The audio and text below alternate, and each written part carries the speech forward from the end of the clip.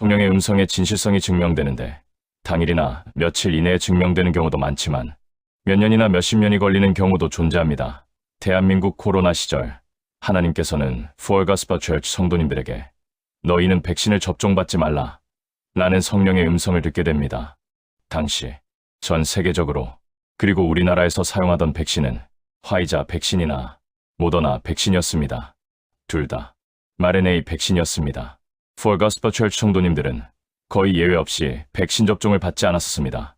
그리고 약 1년이 지난 후 새로운 타입의 백신, 리컴비넨트 백신으로서 단백질 곧 프로테인으로 만든 백신으로서 노바 백신이 대한민국 의료시장에 출시되었을 때 노바 백신을 모두 접종받아라 는 성령의 음성을 전달하여 Full Gospel Church 성도님들이 일제히 노바 백신을 선택하여 접종받게 됩니다.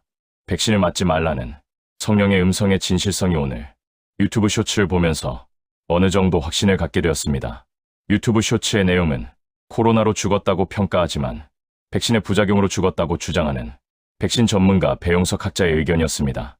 그분의 주장에 따르면 20년에 대만에서 7명이 죽었는데 백신 접종 후 1만 9천 명이 사망했다고 주장합니다. 베트남이 35명이 죽었는데 백신 접종 후 4만 3천 명이 사망했다고 주장합니다. 태국이 63명이 죽었는데 백신 접종 후 3만 4천 명이 사망했다고 주장합니다. 대한민국이 917명이 죽었는데 백신 접종 후 3만 6천 명이 사망했다고 주장합니다. 그 증거가 확진자의 94%가 백신 접종자라는 통계입니다. 백신 접종자가 코로나에 이완되어 사망한 확률이 전체 죽음의 94%입니다.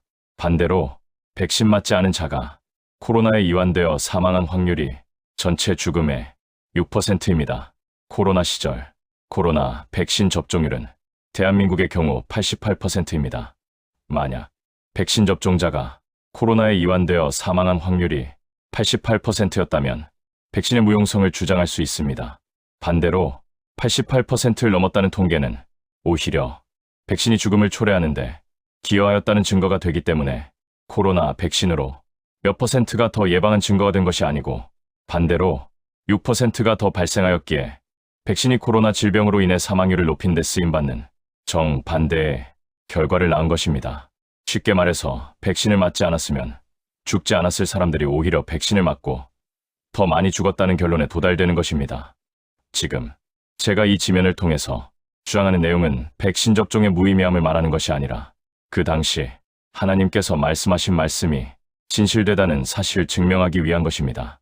의학적으로, 일반 상식적으로, 사회과학적으로 증명하기 어려운 경우라 해도 몇 년이 지나면 통계학적으로 유의차가 발생되는데 그 당시 접종하던 백신을 맞지 말라는 성령님의 음성의 진실성이 드러났다고 지금에서야 판정하는 것입니다. 이런 일은 제게 거의 매일 일어납니다. 오늘도 저녁을 먹는데 밥을 많이 먹지 말라는 성령의 음성이 있었습니다. 저는 사실 그 이유를 전혀 알지 못했습니다. 저녁을 먹으면서 생각해보니 오늘 점심을 늦게 먹었을 뿐만 아니라 오늘 오후 늦게 비타민C, 종합영양제 그리고 빵을 먹은 것이 저녁을 먹으면서 기억이 난 것입니다. 저녁을 조금밖에 먹지 않았는데 금세 배가 불러왔습니다. 서쪽으로 가라. 귀인들을 만나고 그들과 함께 동화되어 식사하며 물건을 구매하며 많은 것을 구입하라. 그들이 너희를 기뻐하고 즐거워하리라. 3일 전 주일 찬양 오후 예배 헌금 기도 시간에 저를 통해 계시는 성령의 음성입니다. 이번 주는 원터네건 지역의 레이크 수피어리어의 바닷가를 중심으로 여행하였으며 버거킹에서 8명이 식사하는 중에 놀랍게도 한 백인이 다가오더니 우리 앞에서 노래를 끝까지 부르는 것입니다. 2년 동안 매주의 여행에서 처음 있는 일이었습니다. 그 후 또 다른 백인이 저를 보더니 땡땡땡 의사가 아니냐고 제게 자기의 무릎이 몹시 아프다고 제게 자문을 구하는 것입니다. 이렇게 백인이 다가와서 노래하거나 자기 몸의 통증을 호소한 경우는 처음 있는 일이었습니다. 마찬가지로 어떤 일이 일어나는 것이 제게 중요한 것은 절대 아닙니다. 그런 일을 미리 성령의 음성으로 알려주시는 은혜가 항상 감사한 것입니다. 2025년 6월쯤에 발생될 대한민국의 전쟁이 아직 일어나지 않았다고 사람들이 저희 성령의 음성을 의심할 수 있습니다. 이미 기록한 대로 대한민국에서의 구원받은 자의 숫자가 500명 이하가 될 때 전쟁이 일어나는 것입니다. 언제일까요? 이미 제게 예건한 날짜는 지나갔지만 빠르면 금년 6월, 늦으며 내년으로 보고 있습니다. 현재 북한과 중국은 전쟁 준비를 거의 완료한 상태입니다. 물론 중국과 대만, 북한과 대한민국 이 네 나라 사이에서 발생할 확률이 지배적입니다. 제가 성령의 음성으로 알아맞춘 또 다른 내용이 있는데 박경호 목사의 환상과 계시 451회에서 그의 내면 세계는 깡패들에게나 가능한 공산주의를 넘어서 독재적 카리스마가 넘쳐나는 것입니다. 과거 그 주변의 인물들이 한 사건만으로 12명이나 죽어나가고 소년원 때 저지른 범죄를 알린 2명이 죽어나가도 라고 포스팅한 내용이 있습니다. 박경호 목사의 환상과 계시 475에서 오늘도 낮잠을 잘 때 이재명에 관한 꿈을 꾸었습니다. 사법부를 좌지우지하는 지하조직의 깡패라는 표현밖에 덧붙일 말이 없습니다. 라고 포스팅한 내용이 있습니다.